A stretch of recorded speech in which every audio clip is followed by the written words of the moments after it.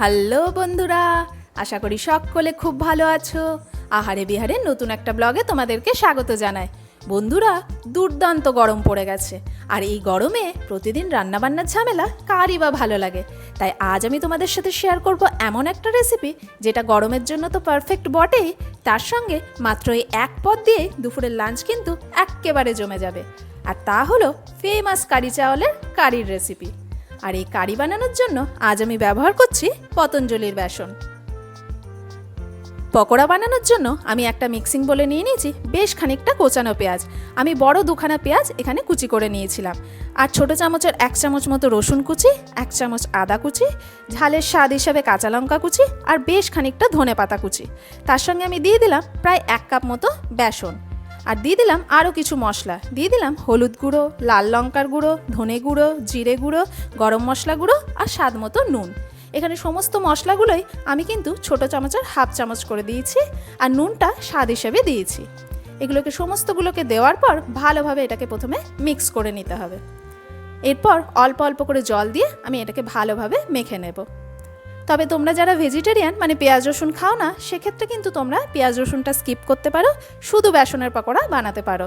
সেক্ষেত্রে বেসনের পরিমাণটা একটু বাড়িয়ে দিও, আর আদাটা তার মধ্যে কিন্তু অবশ্যই রেখো। এইভাবে অল্প অল্প করে মেখে নেওয়ার পর আমার মনে হয়েছিল বেসনের পরিমাণটা একটু কম হয়েছে, তাই দিয়ে দিলাম আরও খানিকটা বেসন, আর দিয়ে দিলাম ছোট চামচের 1/2 চামচ মতো খাবার সোডা। এই সোডাটা দেওয়ার ফলে পকোড়াগুলো কিন্তু এখানে বেশ স্পঞ্জি হবে আর বেশ নরম হবে। তোমরা চাইলে এখানে খাবার সোডার বদলে ইনোও ব্যবহার করতে পারো, আর যদি না চাও সেক্ষেত্রে কিন্তু স্কিপও করতে পারো। এরপর পালা পকোড়াগুলো ভেজে নেওয়ার। তাই কড়াই আমি দিয়ে দিলাম বেশ খানিকটা সাদা তেল। তেলটা হালকা গরম হলে আমি ছেড়ে দেবো একে একে পকোড়াগুলো। এই তেলে যতটা পরিমাণ পকোড়া ধরবে আমি ততগুলো পরিমাণ পকোড়াই প্রথম লটে দেব। এই পকোড়াগুলো কিন্তু খুব ইজিলি ভাজা যায়, ভেঙেও যায় না বা একটার সাথে একটা লেগেও যায় না। তবে এখানে আমরা খাবার সোডাটা ব্যবহার ফলে পকোড়াগুলো কিন্তু বেশ সফট হবে আর ভীষণ স্পঞ্জিও হবে। তোমরা না চাইলে অবশ্য সোডাটা নাই ব্যবহার করতে পারো। তবে পেঁয়াজির ক্ষেত্রে যেরকম হয়, মানে আমরা তো পেঁয়াজিতে নর্মালি সোডা ব্যবহার করি না, তাই সেগুলো একটু চ্যাপ্টা হয় এবং একটু ক্রিস্পি হয়, কিন্তু এই পকোড়াগুলো কিন্তু সেরকম হবে না। সোডাটা যদি তোমরা ব্যবহার করে থাকো সেক্ষেত্রে পকোড়াগুলো কিন্তু একটু বেশ ফুলো ফুলোও হবে। আমি সেকেন্ড লটে যে কটা পকোড়া ছিল সেগুলো দিয়ে দিলাম। এগুলো উল্টে পাল্টে আমি একটু লাল করে ভেজে তুলে নেব।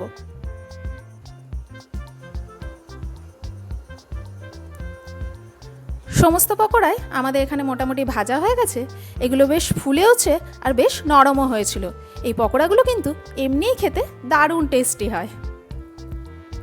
এরপর কারি বানানোর জন্য আমি এখানে নিয়ে নিলাম 1/2 কাপ মতো বেসন, আর যে পরিমাণ বেসন নিয়েছি তার থেকে একটু বেশি পরিমাণে আমি দই নেব। মানে আমি এখানে নিয়েছিলাম 1/2 কাপ বেসন, আর এখানে টক দইটা নিয়েছিলাম 3/4 কাপ মতো। এটাকে খুব ভালোভাবে প্রথমে মিক্স করে নিতে হবে যাতে কোনো রকম লাম্পস না থাকে। তোমরা এখানে টক দই বা ফ্রেশ দই যে কোনো দই কিন্তু ব্যবহার করতে পারো। এটা ভালোভাবে মিক্স করা হয়ে গেলে এরপরে আমি অ্যাড করব জল। আমি এখানে 1 গ্লাস মতো জল নিয়েছি, তবে পুরো জলটা আমি প্রথমে অ্যাড করব না। আমি 1.25 গ্লাস মতো জল এখানে প্রথমে অ্যাড করে ভালোভাবে মিক্স করে নিলাম। এরপরে প্রয়োজন বিশেষে আমি অল্প অল্প করে জল অ্যাড করব। এরপর কারি বানানোর জন্য আমি কড়াইয়ে যে পকোড়ার যে তেলটা ছিল সেখান থেকে অনেকটা পরিমাণ তেলই এখানে কমিয়ে নিয়েছিলাম, কারণ কারি বানাতে আমাদের বেশি তেলের প্রয়োজন হয় না। আর তার মধ্যে দিয়ে দিলাম বেশ কিছু ফোড়ন। দিয়ে দিয়েছিলাম হিং, গোটা জিরে, মেথি, কালো সর্ষে, কারি পাতা, শুকনো লঙ্কা, কাঁচা লঙ্কা, আর চপড আদা।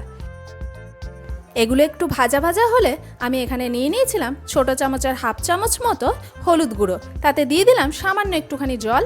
এটাকে ভালো করে গুলে আমি অ্যাড করে দেব। এই হলুদটাও আমাদের এখানে একটুখানি কষিয়ে নিতে হবে যাতে হলুদের কাঁচা গন্ধটা চলে যায়। আমার যেহেতু কারি পাতার ফ্লেভার ভীষণ পছন্দ, তাই আমি এখানে কারি পাতার পরিমাণটা একটু বেশি দিয়েছিলাম। তোমরা না চাইলে এতটা নাও দিতে পারো। এখানে 2-3 মিনিট কষানোর পর হলুদের কাঁচা গন্ধটা যখন চলে যাবে, ঠিক সেই সময় আমি অ্যাড করে দিয়েছিলাম যে ব্যাটারটা আমি বানিয়ে রেখেছিলাম সেটা। এটাকে দিয়েও খুব ভালোভাবে প্রথমে মিক্স করে নিতে হবে।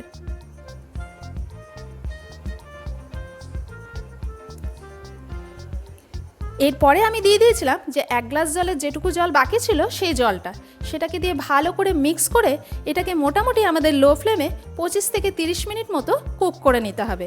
তবে যেহেতু বেসন দেওয়া আছে এটা কিন্তু খুব তাড়াতাড়ি ঘন হয়ে যাবে। তোমরা দেখতে পাচ্ছ এটা কতটা ঘন হয়ে আসছে, তার জন্য আমি এখানে আর একটুখানি জল এখানে অ্যাড করে দিলাম। তবে আমাদের একটু সময় নিয়ে লো ফ্লেমে এটাকে কিন্তু কুক করতে হবে, নইলে বেসনটা কিন্তু কাঁচা থেকে যাবে। আর ফ্লেমটা যদি তোমরা বাড়িয়ে দাও সেক্ষেত্রে বেসন যেরকম তাড়াতাড়ি চটচটেও হয়ে যাবে আর ভালোভাবে কিন্তু কুকটা হবে না, সেক্ষেত্রে কিন্তু অনেক জল তোমাদের ব্যবহার করতে হবে। তবে তোমরা প্রয়োজন মতো কনসিস্টেন্সি হিসেবে অল্প অল্প করে জল কিন্তু এখানে অ্যাড করতে পারো। আমি আমার প্রয়োজন মতো অল্প করে জল এখানে অ্যাড করেছিলাম, তাতে কিন্তু কারির টেস্ট একেবারেই নষ্ট হবে না। মোটামুটি 25-30 মিনিট পর কারিটা একটুখানি ঘন হয়ে এলে আমি দিয়ে দিয়েছিলাম পকোড়াগুলো দেওয়ার পর আমি এখানে অ্যাড করেছিলাম সবার শেষে নুনটা। এটাই হচ্ছে সেই ট্রিক্স যে নুনটা সবার শেষে দিলে কারি কিন্তু কোনোভাবেই ফাটবে না। আর দিয়ে দিয়েছিলাম বেশ অনেকটা পরিমাণে ধনেপাতা কুচি, যেটার ফ্লেভার কিন্তু কারিতে ভীষণ ভালো যায়।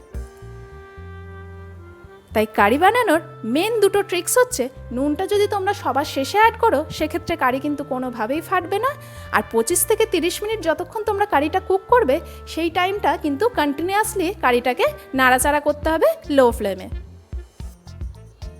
মোটামুটি কারি আমাদের রেডি, গ্যাসের ফ্লেম অফ করে দিলাম। তোমরা চাইলে এই অবস্থাতেই কিন্তু কারিটা সার্ভ করতে পারো, কিন্তু আমি একটা রেস্টুরেন্ট টাচ আপ দেওয়ার জন্য দিয়ে দেবো একটা তড়কা। নিয়ে নিচ্ছি একটা তড়কা প্যান, তাতে দিয়ে দিলাম 1 চামচ মতো ঘি, দিয়ে দিলাম বড় চামচের 1 চামচ মতো কোচানো রসুন আর 2টো শুকনো লঙ্কা। সেগুলোকে দিয়ে একটুখানি নাড়াচাড়া করে নেব।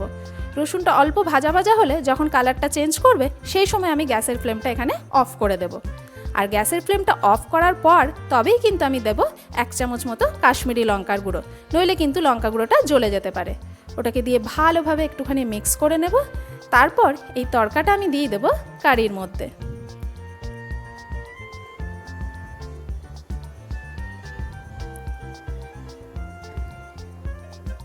বন্ধুরা তোমরা দেখতে পাচ্ছ কারিটা কতটা কালারফুল হয়েছে, আর এটা খেতেও কিন্তু অসাধারণ হয়েছিল।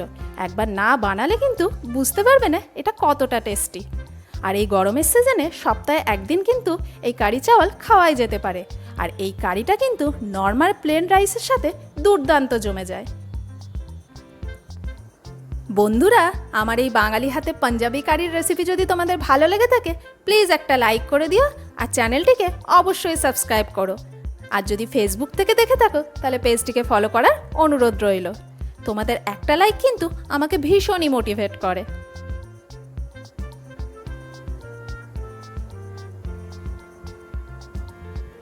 আমি তোমাদের দেখাই এখানে পকোড়াগুলো কতটা সফট আর কতটা স্পঞ্জি হয়েছিল। চামচের সাহায্যে এটা কিন্তু ইজিলি সুন্দরভাবে কেটে যাচ্ছে, এবং যতক্ষণ অবধি তোমরা খাবে পকোড়াগুলো কিন্তু ঠিক একইভাবে নরম আর স্পঞ্জিও থাকবে। ব্যাস রেডি হয়ে গেল আমাদের দুর্দান্ত স্বাদের পাঞ্জাবি কারি। বন্ধুরা তোমরা অবশ্যই বাড়িতে একবার বানিও আর আমাকে কমেন্টে জানিও কেমন খেতে হয়েছিল। দেখা হচ্ছে পরের একটা ভিডিওতে নতুন একটা রেসিপি নিয়ে।